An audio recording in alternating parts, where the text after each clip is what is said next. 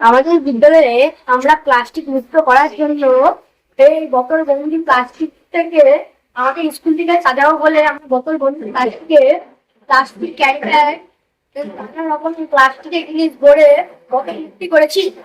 আমাদের স্কুলকে এই বোতল মুক্তি স্কুলকে আমরা সাজাবো। আমার নাম আফজাল হালদার, আমি প্লাস্টিক মানেই দূষণ। বহু প্রচলিত এই ধারণাকেই নতুন করে ভাবতে শিখছে একদল খুদে পড়ুয়া। মুর্শিদাবাদের বেলডাঙ্গা চক্রের 30 নম্বর আন্ডিরন প্রাথমিক বিদ্যালয়ে প্লাস্টিক আর আবর্জনা নয়, বরং পরিবেশ রক্ষার উপকরণ। ব্যবহৃত প্লাস্টিকের বোতল, মোড়ক কিংবা অবক্ষয়হীন বজ্র, যা সাধারণত ডাস্টবিনে যাওয়ার কথা, তাই এখন ছোট্ট ছোট্ট হাতের ছোঁয়ায় বদলে যাচ্ছে ইকো ব্রিক, ফুলের টব, ফুলদানি কিংবা বীজযুক্ত জৈব কলমে। শ্রেণীকক্ষের পাঠ এখানে থেমে থাকেনি বইয়ের পাতায়, পরিবেশের পাঠ নেমে এসেছে বাস্তবের মাটিতে। বিশেষ আকর্ষণ সেই বীজযুক্ত জৈব কলম। পুনর্ব্যবহৃত কাগজের তৈরি এই কলমের ব্যবহার শেষ হলেই তা মাটিতে পুঁতে দিলেই জন্ম নিতে পারে একটি নতুন চারা, একটি নতুন কলম, আর তার মধ্যেই লুকিয়ে রয়েছে একটি সম্ভাব্য গাছের জীবন। বিদ্যালয়ের প্রধান শিক্ষক বিশ্বজিৎ দত্তের কথায়, ছোটবেলা থেকেই পরিবেশের প্রতি দায়বদ্ধতা গড়ে তুলতেই এই উদ্যোগ।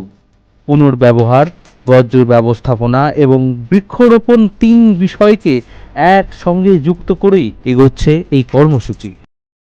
আমরা আস্তে আস্তে আমাদের থেকে আমরা আস্তে আস্তে আস্তে আস্তে এইভাবে কিন্তু আমরা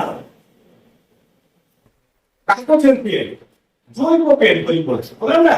এবার এই শেষ মালাতে আমরা আঠা দিয়ে দেবো। দিয়ে আঠা দিয়ে এই যে কাগজটা, এই কাগজটাকে এইভাবে লাগিয়ে, তাই বুঝলে?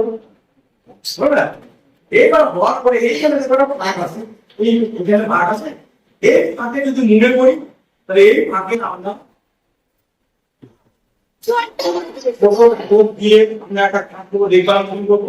যদি না করে তাহলে কি করবো? এই ফাঁকার মধ্যে আমরা বিভিন্ন ধরনের বীজ।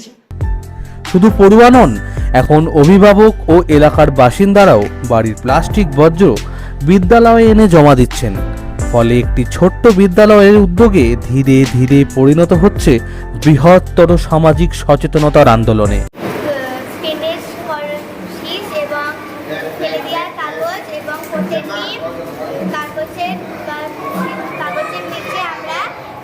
বিভিন্ন ধরনের বীজ দিয়ে দিয়েছি।